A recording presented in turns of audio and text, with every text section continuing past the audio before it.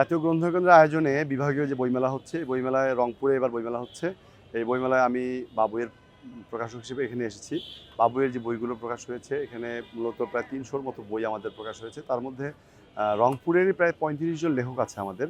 তাদের সবার বই এবং জাতীয় যারা প্রতিষ্ঠিত লেখক আছে তাদের বই, এই বইগুলো আমরা এনেছি। তো বইগুলো প্রকাশনী মেলা যে হচ্ছে, গত ২ দিন হলো মেলা চলছে। গতকাল থেকে শুরু হয়েছে, ২৫ তারিখ পর্যন্ত চলবে, ২৫ নভেম্বর পর্যন্ত।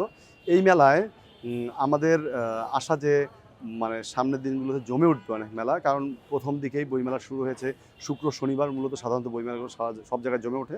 তো আমরা আশা করছি সামনের বইমেলাগুলোতে জমে উঠবে সামনের দিনগুলোতে। এবং আমাদের যে বইগুলো বিক্রি হচ্ছে সাধারণত আমাদের হরর, থ্রিলার, অ্যাডভেঞ্চার, গোয়েন্দা, এই বইগুলো বেশি বিক্রি হচ্ছে। এবং একটি মজার বিষয় হচ্ছে, আমরা রংপুরের এই বিভাগীয় বইমেলা উপলক্ষে আমরা একটি নতুন বই প্রকাশ করেছি। এটা হচ্ছে রানা মাসুদের একটি বই, নাম অদ্বিতীয়া। রংপুর বিভাগীয় বইমেলা উপলক্ষে গতকাল এই বইটি প্রকাশ হয়েছে। তো বিভাগীয় বইমেলা উপলক্ষে এ পর্যন্ত সাধারণত বই প্রকাশ হয়নি। তো নভেম্বরের ডেডলাইন দিয়ে এবং গতকালে বইটা আমরা নিয়ে এসেছি। এই বইটিও মানুষ কিনছে।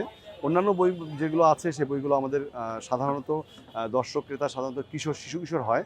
তারা যে বইগুলো মানে বাবা মার সাথে আসতে পারছে না তাদের পরীক্ষার কারণে, আমরা আশা করি যে এই জিনিসটি কাটিয়ে উঠতে পারবো। তারা মানে এখনও বাবা মারা যদি বইগুলো নিয়ে যায়, তাহলে কিন্তু পরবর্তীতে তারা পরীক্ষার পরেই তারা কিন্তু পড়তে পারবে এই বইগুলো নিয়ে। তো আমরা চাই যে সামনের দিনগুলোতে বইমেলাটি আরও জমে উঠবে এবং রংপুরের পাঠক যারা আছে, দর্শক যারা আছে, তারা বই কিনবে এবং বই কিনে তাদের বইগুলো মূলত সারা বছরের যে পড়ার যে উপকরণ, তাদের উপকরণ হবে, মননদায়ক হবে।